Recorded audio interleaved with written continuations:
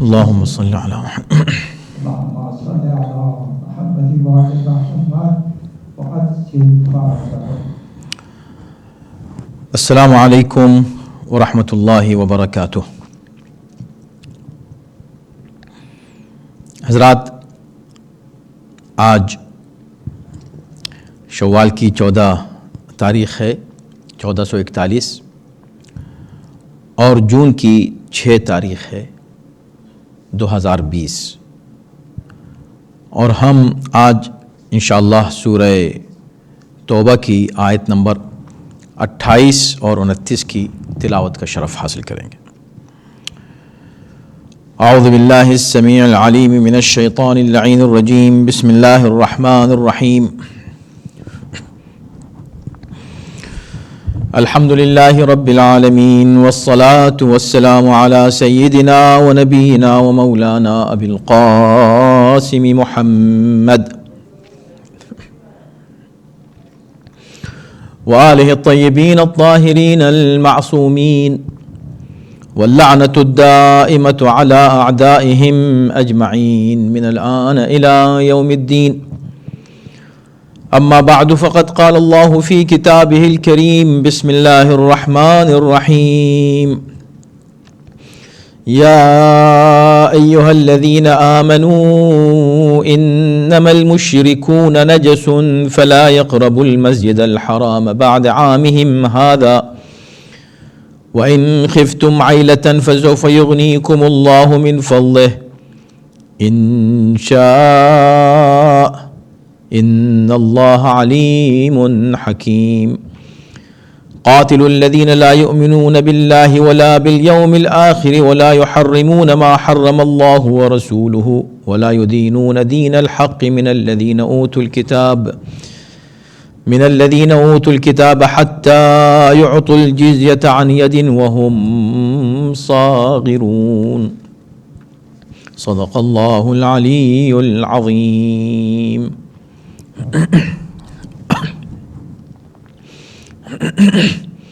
ارشاد ہو رہا ہے کہ اے صاحبان ایمان، مشرک بالکل نجس ہیں، لہٰذا اس سال کے بعد وہ مسجد الحرام کے قریب نہ آنے پائیں. اگر تمہیں تنگ دستی کا خوف ہے تو اللہ چاہے گا تو تم کو اپنے فضل سے غنی کر دے گا. یقیناً اللہ صاحب علم اور صاحب حکمت ہے. ان لوگوں کے ساتھ اہل کتاب سے جو ہیں جنگ کرو جو نہ اللہ پر ایمان رکھتے ہیں نہ روز آخرت پر، اور نہ وہ ان چیزوں کو حرام سمجھتے ہیں جو خدا اور اس کے رسول نے حرام کی ہیں، اور نہ دین حق کو قبول کرتے ہیں، یہاں تک کہ وہ خضوع و انکساری کے ساتھ اپنے ہاتھوں سے جزیہ دینے کے لیے راضی ہو جائیں.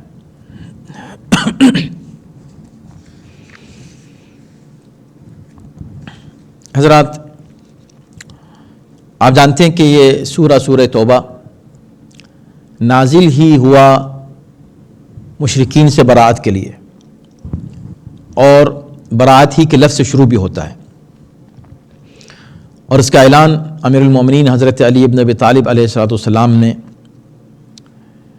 جا کر مشرکین کے مجمع میں کیا تھا، اور ان کو بتایا تھا کہ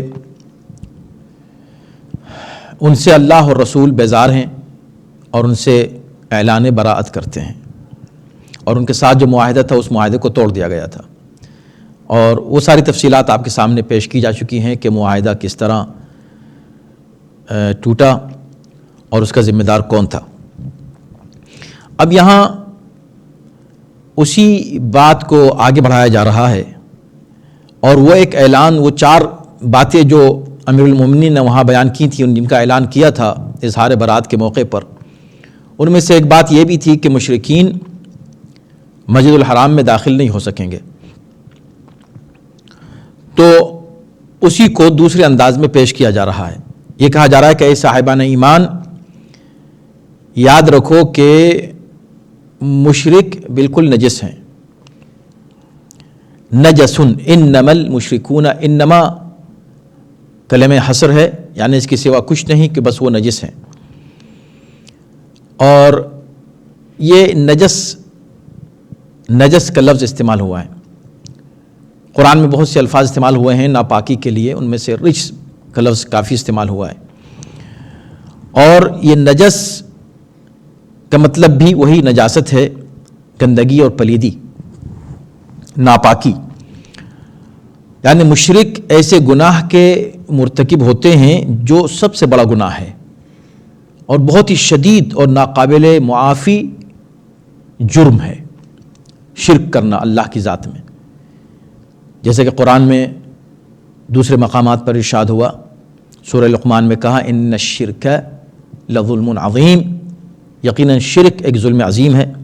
اور سورہ نساء کی آیت نمبر 116 میں فرمایا ان اللہ لا یغفر ان یشرک بہ ویغفر ما دون ذلک لمن یشاء، اللہ اس بات کو تو معاف نہیں کرتا کہ کوئی اس کے بارے میں شرک کرے، لیکن شرک کے علاوہ جتنے بھی گناہ ہیں خدا جس کو چاہتا ہے معاف فرما دیتا ہے۔ اب اس سلسلے میں فقہا کا اختلاف ہے کہ مشرک سے مراد کون ہے۔ اس سے مراد صرف وہ لوگ ہیں جو بت پرست ہیں اور جو کھلم کھلا اللہ کی ذات میں شرک کرتے ہیں، یا اس سے مراد وہ کافر بھی ہیں جو بنیادی طور پر تو مشرک نہیں ہیں لیکن ضمنی طور پر وہ اپنے اعمال اور عقائد میں شرک کو شامل کر لیتے ہیں، جیسے اہل کتاب وغیرہ۔ اور ظاہر کہ انہیں کافر کے ضمن میں بھی مانا جاتا ہے، لیکن کیا وہ مشرک بھی کہلائیں گے؟ حالانکہ وہ اللہ کی ذات میں شرک بھی کرتے ہیں۔ یعنی بہت سے ایسے اہل کتاب ہیں جو مثلاً حضرت عیسیٰ کو یا حضرت عزیر کو اللہ کا بیٹا مانتے ہیں۔ تو کہا کہ یہاں پر اس آیت میں اس سے وہ لوگ مراد نہیں ہیں، اس لیے کہ ان کے تعلق سے بعد کی آیت میں خاص ایک دوسرا حکم پیش کیا جانے والا ہے۔ یہاں جو حکم دیا جا رہا ہے یہ مشرکین کے لیے ہے کہ وہ نجس ہیں، ان کی نجاست کا حکم دیا جا رہا ہے۔ لیکن بہت سے فقہا اس بات کے قائل ہیں کہ نہیں، اس سے مراد ہر طرح کا شرک ہے اور ہر طرح کا کفر ہے، تو جتنے کافر ہیں اور جتنے مشرک ہیں وہ سب کے سب نجس ہیں اور ان کی نجاست جو ہے وہ ثابت ہے۔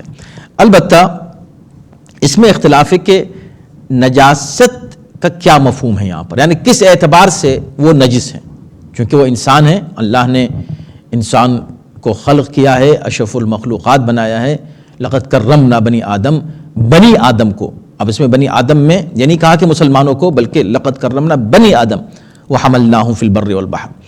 لیکن ظاہر سی بات ہے کرمنا کا مطلب ہے کہ ہم نے عزت اور عظمت دی، تو کیا اس سے مراد تمام بنی آدم ہیں اور اللہ ان سب کو عزت اور حرمت دے رہا ہے؟ تو بات کی کچھ دوسری آیات ہیں کہ جس سے اس کی تخصیص ہوتی ہے اور پتہ چلتا ہے کہ نہیں، مثلا ان اکرمکم عند اللہ اتقاکم، اصل میں عزت اور حرمت انسان کی اس بنا پر ہے کہ وہ اللہ کی اطاعت کرے، اللہ کی اطاعت کرے گا، تقوی اختیار کرے گا تو اس کو عزت ملے گی، اور اللہ نے جو اس کو عزت بخشی ہے اور اس کو اشرف المخلوقات قرار دیا ہے وہ اسی بنا پر کہ وہ اللہ کی عبادت کرے، کہ وما خلقت الجن والانس الا لیعبدون، ہم نے جن و انس کو صرف عبادت کے لیے خلق کیا ہے۔ اور اس کے علاوہ مثلا یہ کہا گیا کہ مشرک جو اللہ کی ذات میں کسی طرح کے بھی شرک کرتے ہیں اور کسی شے کو یا کسی فرد کو اس کے ساتھ شریک قرار دیتے ہیں، اس کی عبادت میں یا اس کی اطاعت میں کسی طرح کا بھی شرک کرتے ہیں، تو وہ ظاہر سی بات ہے کہ بہت بڑے گناہ کے مرتکب ہیں کہ جس کو اللہ کبھی معاف نہیں کر سکتا۔ اب جو یہ فقہا کا اختلاف ہے اس بنا پر کہ وہ انسان کے جس کو اللہ نے اشرف المخلوقات قرار دیا اور اتنی عظمت بخشی، کیا وہ نجس ہو سکتا ہے؟ اس لیے کہ نجاست جو ہے خاص طور پہ اگر وہ اس سے مراد عین نجاست ہے تو کیا وہ نجس ہو سکتا ہے؟ تو اس پھر یہ بحث آئی کہ ٹھیک ہے، پہلے ہم یہ دیکھیں کہ نجاست کا مطلب جو ہے، اس کا مفہوم کیا ہے، مطلب کیا ہے نجاست کا۔ تو اس سے کیا مراد جسمانی اور ظاہری نجاست ہے، یعنی عین نجس ہے، یا روحانی و باطنی نجاست ہے، یعنی عقیدے کی ناپاکی ہے، عقیدہ خراب ہے، عقیدہ پلید ہے، یا عارضی و حکمی نجاست ہے، یعنی ایک وقت میں نجس ہے ایک وقت میں پاک ہے، جیسے حدث، یعنی ایک مثلا جنابت، تو انسان حالت جنابت میں نجس ہوتا ہے اور اس کے لیے بھی حکم ہے کہ وہ مسجد میں داخل نہیں ہو، یہ مسلمان کے لیے بھی حکم ہے، وہ ہے مسلمان، تو بنیادی طور پر نہ تو وہ نجس العین ہے اور نہ ہی وہ روحانی اور باطنی اعتبار سے نجس ہے، لیکن ایک عارضی نجاست، ایک حکمی نجاست اس کے اوپر طاری ہوئی ہے، اور وہ ہے کہ جو غسل کے بعد جو ہے پاکیزگی میں تبدیل ہو جائے گی۔ تو ایسی نجاست جو زائل ہو جائے جنابت، تو کیا اس سے مراد وہ ہے؟ تو یہاں مفسرین نے مختلف آراء اپنی پیش کی ہیں، ہر ایک نے اپنی اپنی رائے دی ہے۔ اگر ہم سب کو جمع کریں تو یہ کہہ سکتے ہیں کہ مشرکین کو ان تمام اسباب سے منع کیا گیا ہے کہ وہ مسجد میں داخل نہیں ہوں، یعنی ان کی نجاست ظاہری اور جسمانی نجاست بھی ہے، جیسا کہ بہت سے فقہا اس کے قائل ہیں، بہت سے فقہا یہ مانتے ہیں کہ نہیں، ان کی صرف روحانی اور باطنی نجاست ہے، یعنی صرف یعنی عقیدے کی بنا پر وہ ناپاک ہیں، ان کی روح، ان کی فکر گویا کہ ناپاک ہے۔ لیکن مسجد میں داخل نہ ہونے کے اسباب میں یہ سبب بھی آ سکتا ہے، ایک تو یہ کہ ان کی ظاہری نجاست، دوسرا یہ کہ اگر ان کی ظاہری نجاست اور ان کی روحانی نجاست بھی کوئی تسلیم نہ کرے، اگر وہ تسلیم بھی کوئی نہیں کرتا ہے اور اس پر بھی بحث ہے، تو کم سے کم اتنا تو ماننا پڑے گا کہ وہ جو عارضی نجاست ہوتی ہے، جو جنابت کی وجہ سے وارد ہوتی ہے، وہ تو ہے، وہ لوگ اس میں اس اعتبار سے نجس ہیں، اس لیے کہ وہ غسل تو نہیں کرتے۔ جب غسل نہیں کرتے تو جب ایک مسلمان نہیں جا سکتا اس کیفیت میں مسجد میں، تو ایک کافر کو کیسے اجازت مل جائے کہ ٹھیک ہے تم چونکہ کافر ہو لہذا تم جنابت کی حالت میں جا سکتے ہو؟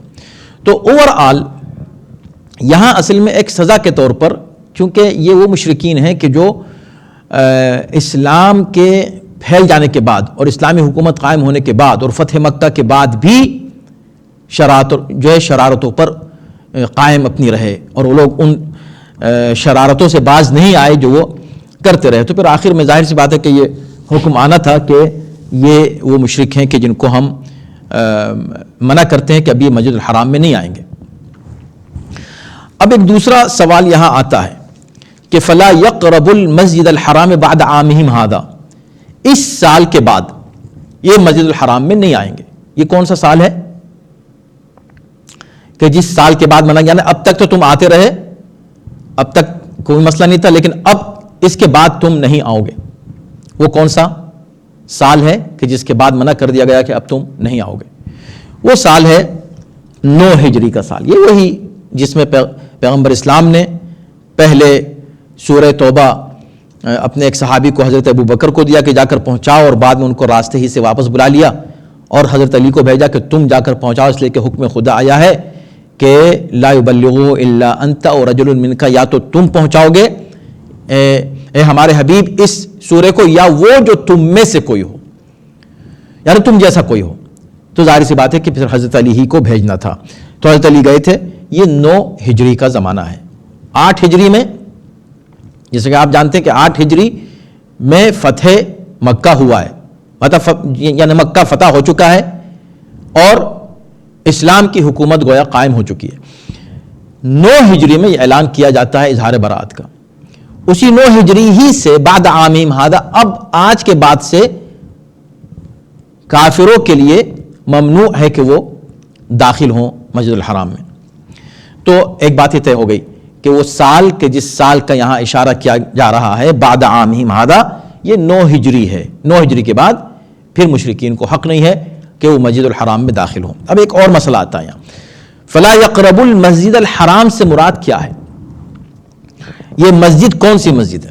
تو چونکہ لفظ مسجد الحرام استعمال ہوا ہے تو مسجد الحرام عموماً اس سے مراد ظاہر ہے کہ وہی مسجد ہے جس میں خانہ کعبہ ہے۔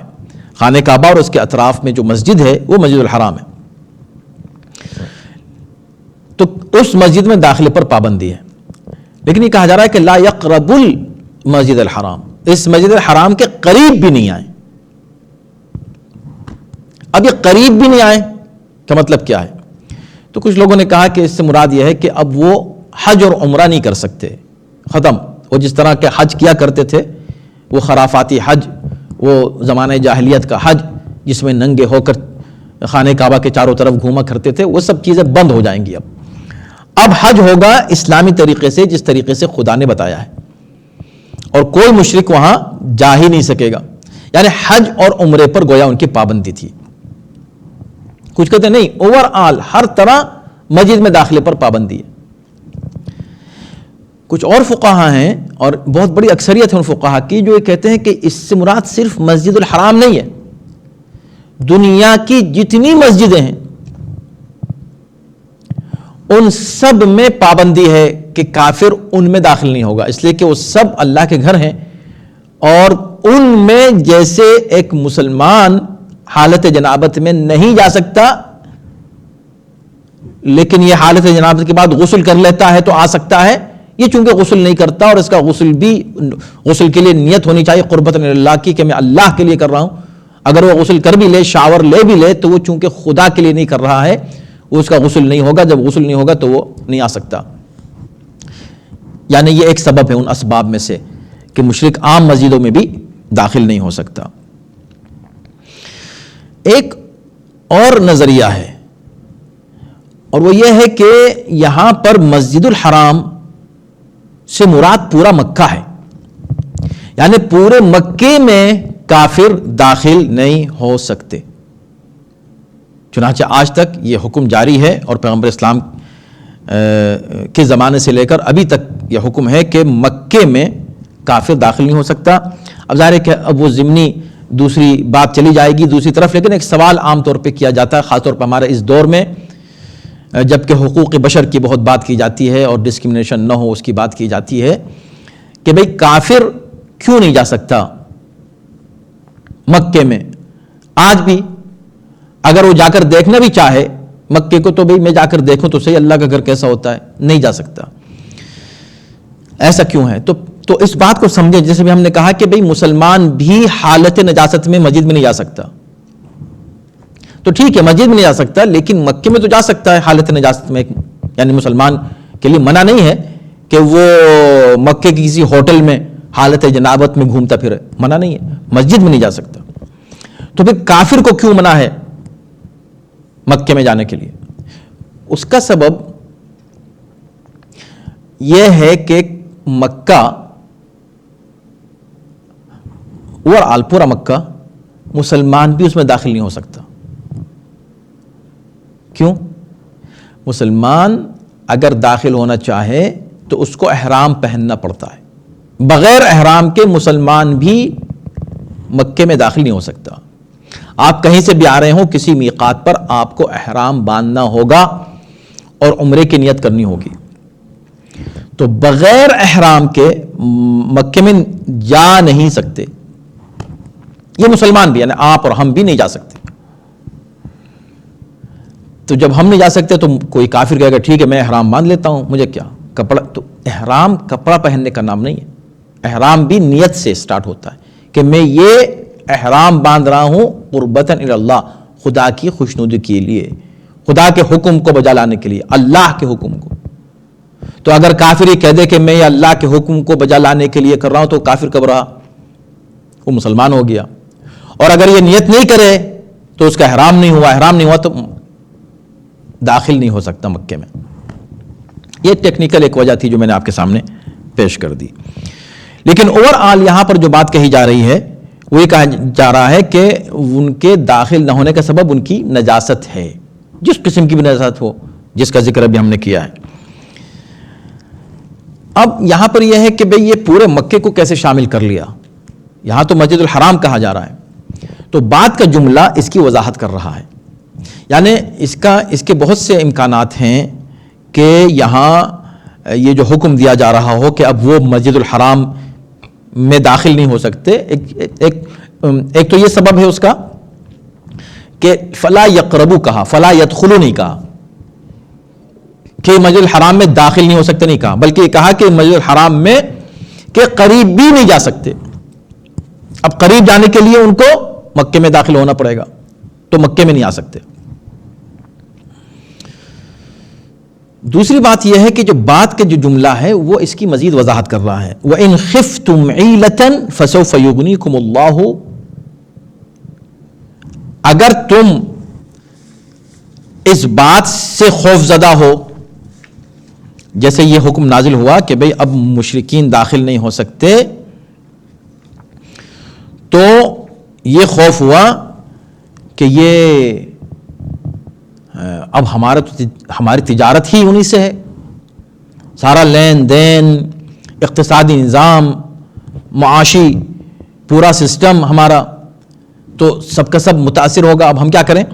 تو خدا نے فرمایا کہ فَسَوْفَ يُغْنِيكُمُ اللَّهُ مِنْ فَضْلِهِ إِنْ شَاءَ، خدا تم گھبراؤ نہیں، تم اس فائنینشل پریشانی سے مت گھبراؤ، اللہ تمہاری مدد کرے گا اور تمہیں غنی بنا دے گا اپنے فضل و کرم سے. یغنیکم اللہ من فضلہ ان شاء، اگر وہ چاہے. تو اس سے ہی پتہ چلا کہ اگر ان کو صرف مسجد میں داخل ہونے سے روکا جاتا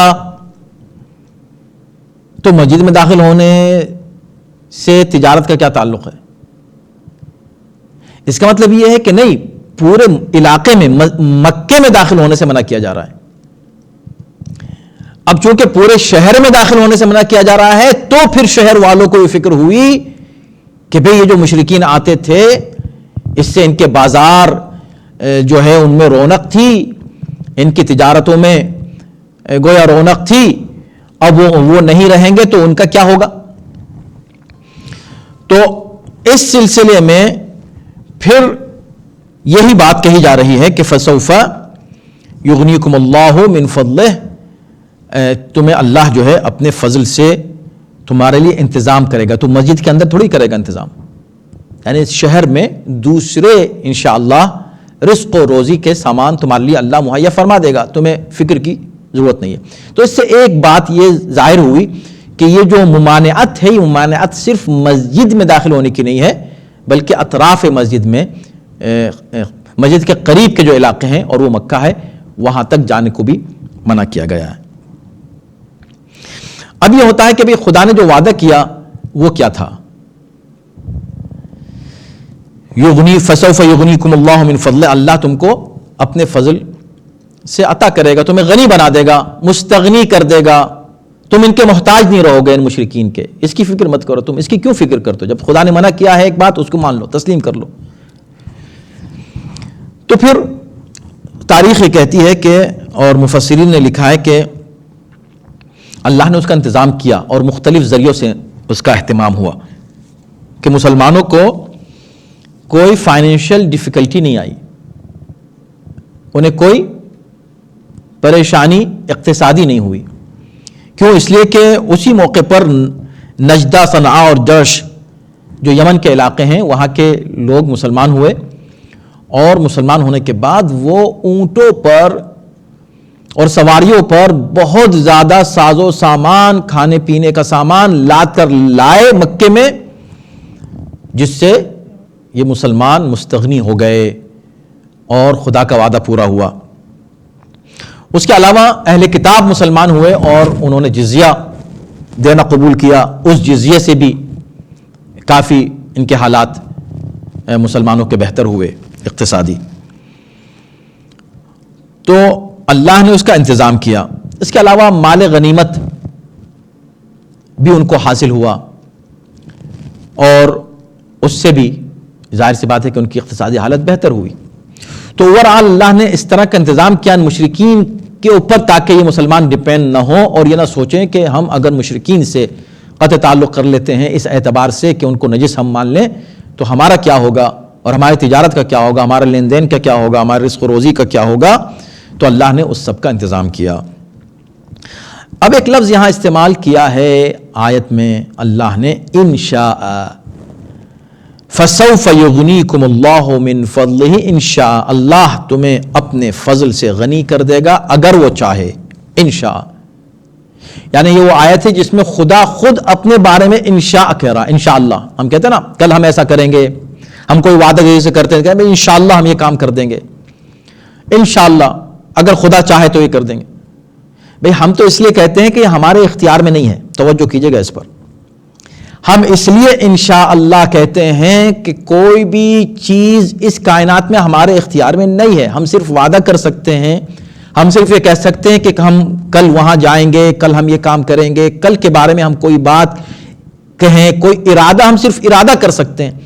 ارادے کو پورا ہم نہیں کر سکتے. ارادے کو پورا کرنے کا کام اور یہ اس ارادے کی تکمیل اللہ کے اختیار میں. اس وجہ سے ہم یہ کہتے ہیں اگر خدا چاہے گا تو ایسا ہوگا انشاءاللہ. اب یہ خدا کیوں انشاءاللہ کہہ رہا ہے؟ تو خدا اس لیے نہیں کہہ رہا انشاءاللہ کہ نعوذ باللہ اس کے اختیار میں کوئی کمی ہے. اور اگر اختیار میں کمی تو کون ہے وہ؟ اپنی ہی مشیت کی طرف اشارہ کر رہا ہے. اپنی مشیت اس اعتبار سے ہے کہ چونکہ خدا وعدہ کر رہا ہے رزق کا، اور یہ خدا ہی کو معلوم ہے کہ اس وعدے کی تکمیل تک ان میں سے جو مخاطب ہیں یہ مسلمان، کون زندہ رہے گا کون نہیں رہے گا. تو اگر انشاء نہ کہا جاتا تو وعدہ ہو جاتا. وعدہ ہوتا تو کسی کو موت نہیں آ سکتی تھی جب تک اس کو وہ رزق نہ پہنچ جاتا جس کا وعدہ یہاں خدا فرما رہا ہے.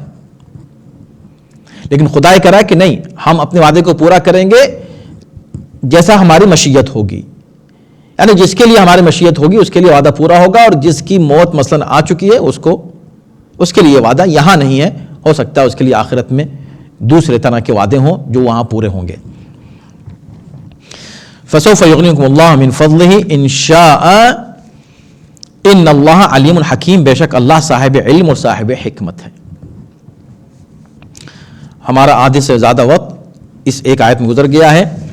اب دوسری آیت ہے قاتل الذین لا یؤمنون باللہ ولا بالیوم الآخر ولا یحرمون ما حرم اللہ ورسولہ ولا یدینون دین الحق. اب قتال کرو تم ان اہل کتاب سے.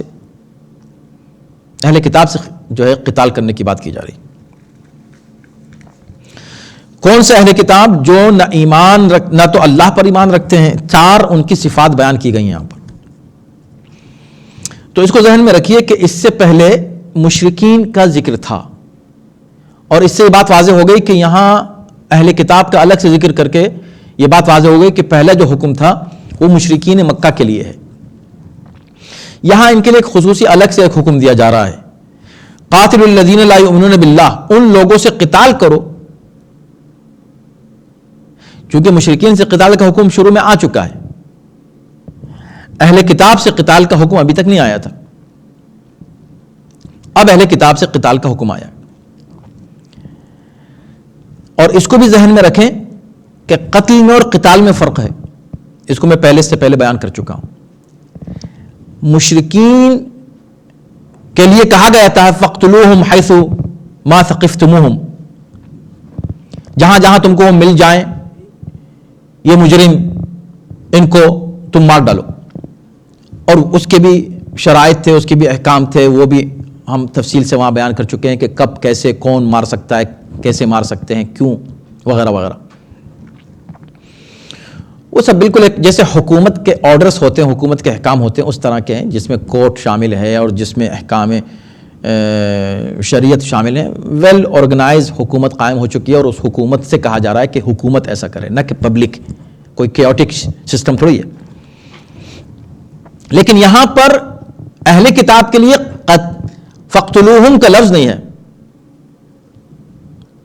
قاتلوہم، ان سے قتال کرو. قتال دو طرفہ ہوتا ہے، ون سائیڈڈ نہیں ہوتا. قتل ون سائیڈڈ.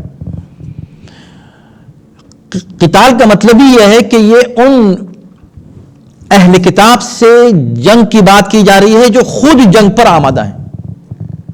وہ جنگ کریں گے تبھی تو ہم جنگ کریں گے، اور جب وہ جنگ کریں گے اور ہم جنگ کریں گے، دونوں جنگ کریں گے، تبھی تو یہ قتال مانا جائے گا. اگر وہ اس لائق نہیں ہے کہ قتال کر سکے، مثلا بوڑھے ہیں، عورتیں ہیں، بچے ہیں، تو اس کے لیے لفظ قتال استعمال ہو نہیں سکتا. یا پیسفل لوگ بیٹھے ہوئے ہیں خاموش، وہ جنگ کرنے نہیں آ رہے ہیں، تو ان کے لیے بھی قتال کا حکم نہیں ہے. قتال کا حکم ان کے لیے جو خود جنگ پر آمادہ ہوں. اور آپ یہ سوچ لیں، اندازہ کر لیں، چھوٹی چھوٹی باتوں پر فوراً اعتراض ہو جاتا ہے کہ بھی اہل کتاب سے بھی قتال کا حکم قرآن دے رہا ہے. آپ یہ دیکھ لیں کہ پورے جزیرۃ العرب میں اسلام پھیل چکا ہے، سب اسلام قبول کر چکے ہیں، سارے قبائل داخل اسلام ہو چکے ہیں، اسلامی حکومت قائم ہو چکی ہے، ہر علاقے میں اسلامی حکمرانی ہے، پیغمبر اسلام ہیڈ آف اسٹیٹ ہیں، نظم و ضبط قائم ہے تمام علاقوں میں،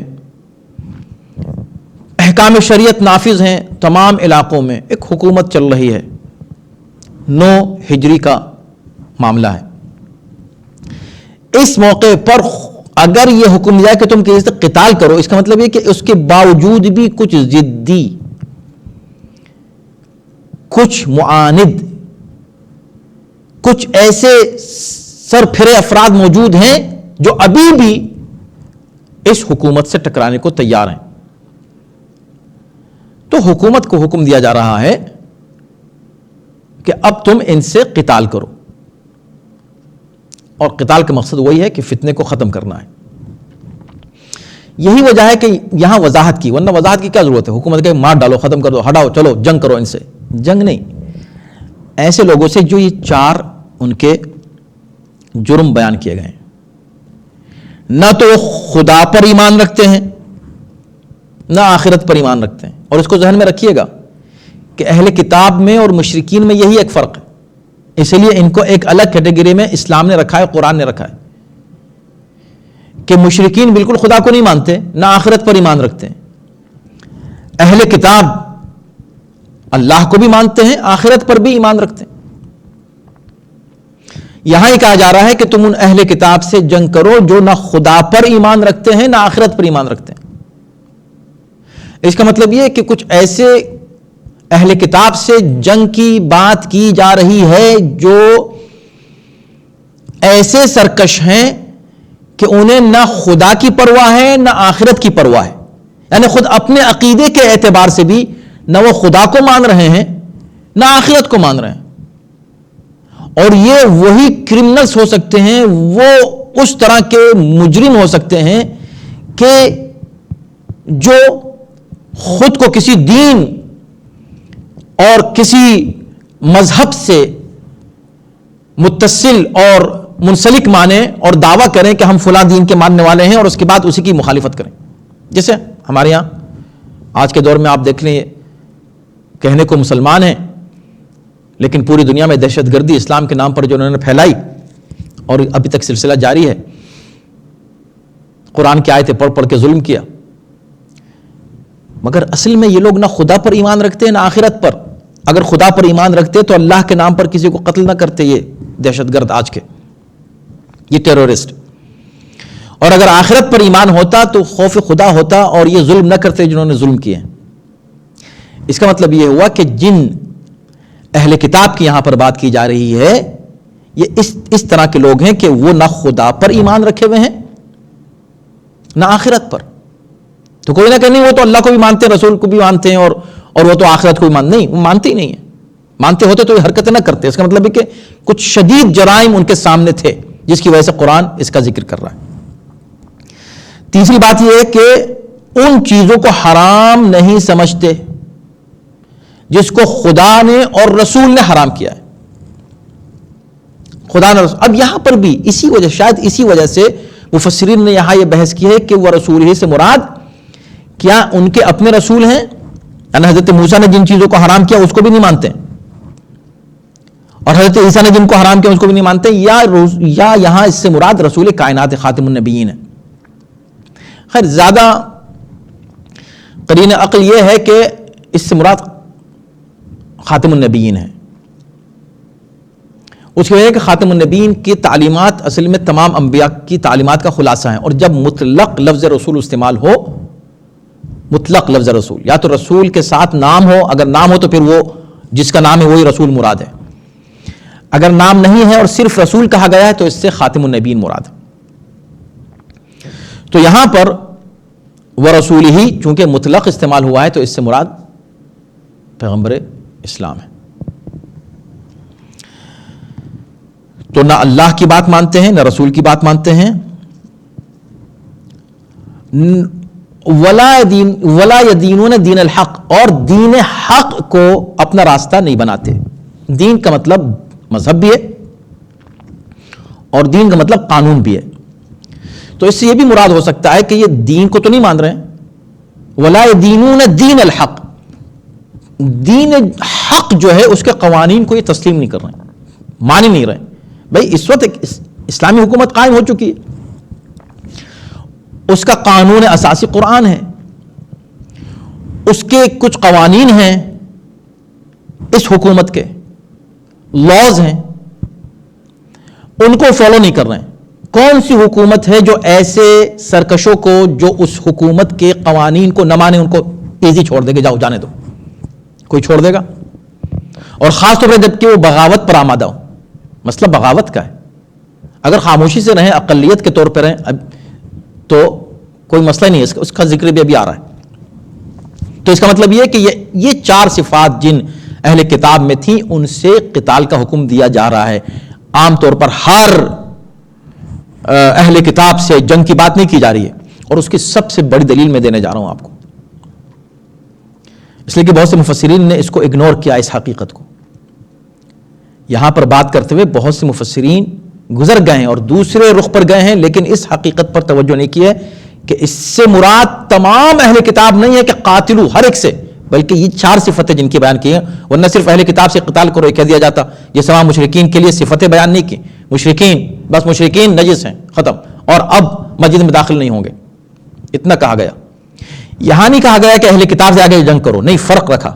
وہ اہل کتاب جو خدا کو نہیں مان رہے ہیں، جو آخرت پر ایمان نہیں رکھتے ہیں، جو اللہ کی بات نہیں مان رہے ہیں، جو رسول کی بات نہیں مان رہے ہیں، اور جو قانون شریعت پر عمل نہیں کر رہے ہیں۔ قانون اسلامی، دین حق جو ہے، شریعت کا لفظ بھی استعمال نہیں کیا، دین حق جو ہے اس کے راستے پر نہیں چل رہے ہیں، کا مطلب کیا ہوا؟ یعنی جو حکومت کا قانون ہے اس کو نہیں مان رہے ہیں۔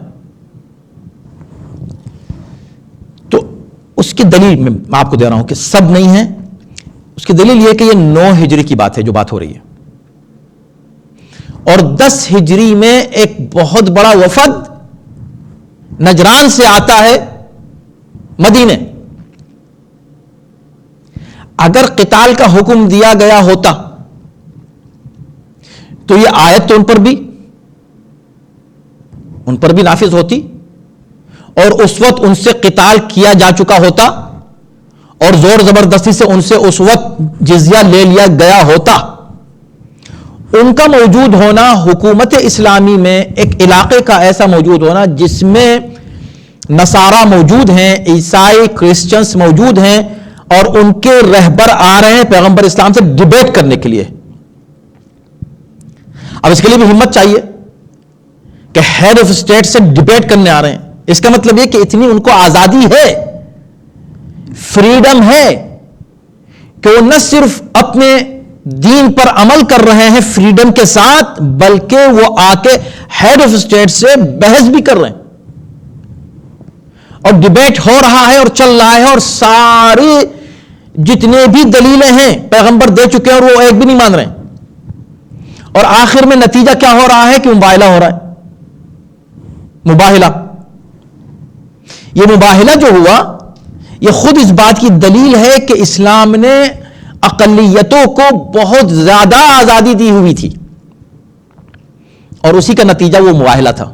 اور آخر میں بھی جب کسی دلیل کو انہوں نے تسلیم نہیں کیا تو یہ نہیں کہا گیا کہ بھئی دیکھو تم مان نہیں رہے ہو، تم ضد پہ اتر آئے ہو، اب ہم تم پہ وہ والی آیت جو ہے آیت نمبر 29 وہ ہم تم پہ نافذ کرتے ہیں، تم پہ لاگو ہو رہی ہے، اور اب ہم تم سے قتال کریں گے، اسلام کو مانو ورنہ ہم تم کو مار ڈالیں گے۔ کہا؟ نہیں کہا۔ اس کے بعد بھی ایک اسپرچول طریقہ اختیار کیا، روحانی راستہ اختیار کیا، جس کو وہ مان رہے تھے کہ ہم روحانی اعتبار سے خدا سے قریب ہیں، ٹھیک ہے اگر تم قریب ہو تو چلو تم آ جاؤ، ہم آ جائیں. لیکن افسوس کی بات ہے کہ مسلمان مفسرین نے اس حقیقت کو اگنور کیا. پتہ نہیں کیوں مباہلے کو یہ جو ہے نا اگنور کرتے ہوئے نکلتے ہیں اور بچتے بچاتے نکلتے ہیں اس حقیقت سے. تو مباہلہ اس بات کی دلیل ہے اسلام کی حقانیت کی اور اسلام کے عدل اور انصاف کی اور اس حکومت اسلامی کے عدل اور امن پسندی کی دلیل ہے مباہلہ. اور اس میں 5 افراد گئے تھے، پیغمبر اسلام، جناب فاطمہ زہرا سلام اللہ علیہا آپ کی صاحبزادی امیر المؤمنین، اور امام حسن امام حسین، یہ 5 افراد. اس کے علاوہ کسی نے کوئی جھوٹی روایت، ضعیف روایت بھی نہیں کوئی لے کر آیا ہے کہ کوئی اور بھی گیا ہوگا.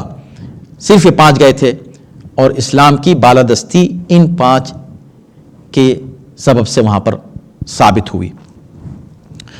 اب 1 منٹ رہ گیا ہے میرے پاس، اور اس میں ایک بہت اہم مسئلے پر میں 1 ہی منٹ میں گفتگو کو شاید تمام کرنے کی کوشش کیا، 2 منٹ لے جائیں گے. حتی یعطوا الجزیۃ عن ید وہم صاغرون، یعنی ان سے جنگ کرتے رہو اہل کتاب سے جو یہ 4 جن کی صفات ہیں، یہاں تک کہ وہ جزیہ دینے پر راضی ہو جائیں. جزیہ یعنی خراج یعنی ٹیکس دینے پر راضی ہو جائیں. عن یدن اپنے ہاتھ سے، خود آئیں تمہیں اپنے ہاتھ سے دے دیں. وہم صاغرون، اس پر کافی بحث ہے، اگر وقت ملا تو میں اگلے ہفتے تھوڑا سا جزیہ اور صاغرون کے اوپر بات کروں گا، لیکن یہاں مجھے تمام کرنا ہے بات. وہ یہ کہ جزیہ دیں، وہم صاغرون، انکساری کے ساتھ، تواضع کے ساتھ، خود کو چھوٹا سمجھ کر، خود کو کمزور سمجھ کر، خود کو تمہارے معاشرے کا ایک حصہ سمجھ کر، تکبر کے ساتھ نہیں. صاغرون اس کا جو مادہ ہے صغیر چھوٹا، اصغر صغرا، اس طرح کے الفاظ آپ استعمال، یہ سب ایک ہی مادے سے، صاغر بھی اسی مادے سے، چھوٹا. اس کے مقابلے پر کیا ہے؟ تکبر، متکبر، کبر سے، کبیر، اکبر، خود کو بڑا سمجھنے والا، یہ سب ایک مادے سے. متکبر وہ جو بڑا نہ ہو، خود کو بڑا سمجھ رہا ہو. صاغرون یہاں پر یعنی کہ خود کو چھوٹا سمجھیں، تکبر نہ کریں. تکبر نہیں کریں گے تو بغاوت نہیں کریں گے، یعنی خاموشی کے ساتھ، پیسفلی، امن و امان اور سکون کے ساتھ اقلیت بن کر رہیں سکون سے. اور جزیہ کیوں ہے؟ جیسے سب ٹیکس دیتے ہیں، خمس دے رہے ہیں، زکوٰۃ دے رہے ہیں سارے مسلمان، بھئی تم بھی رہ رہے ہو اس ملک میں تو تم بھی تو کچھ دو گے، مگر ہم تم سے زکوٰۃ نہیں لے رہے ہیں، ہم تم سے خمس وصول نہیں کر رہے ہیں، ہم تم سے فطرہ نہیں لے رہے ہیں، تم پر اور کوئی ٹیکس عائد نہیں ہو رہا ہے، تم صدقات کے لیے تم پہ کوئی زور نہیں دیا جا رہا ہے، نہ تم پر کوئی واجب ہے نہ مستحب ہے، کچھ بھی نہیں ہے، کوئی انفاق تم پر ہے نہیں، تم کچھ خرچ نہیں کر رہے ہو. تو تم کو جب پیسفلی ایک معاشرے میں رہنا ہے تو تم جزیہ دو، یعنی تم ٹیکس دو، اور اس کے بدلے میں ہم تمہاری حفاظت کریں گے. اور کمال کی بات یہ ہے کہ جزیہ صرف تم دے کر سکون سے رہو، نہ مسلمان تم سے تعرض کریں گے، نہ ہی باہر کا کوئی دشمن تمہیں کچھ نقصان پہنچا سکتا ہے. اگر کوئی پہنچانے کی کوشش بھی کرے گا تو ہم تمہاری حفاظت کریں گے اس سے. اور اگر ملک پر کوئی حرف آتا ہے تو تم پر جہاد واجب ہے ہی نہیں، تم نے ٹیکس دے دیا، بس جزیہ. جہاد یہ مسلمان کریں گے، ان پر واجب ہے. توجہ ہے نا؟ تو یہ جتنا رحم اور کرم اور فضل ایک اسلامی حکومت میں اقلیتوں کو حاصل ہوتا ہے، یہ کسی اور ملک میں اس کا یا کسی اور قانون اور نظام میں آپ کو اس کی مثال ملنا مشکل ہے. تو یہ خلاصہ تھا گفتگو کا. انشاءاللہ اگر موقع ملے تو پھر ہم عرض کریں گے. اگلے ہفتے ہم آیت نمبر 30 اور 31 پر بات کرنے والے ہیں انشاءاللہ. والسلام علیکم ورحمۃ اللہ وبرکاتہ.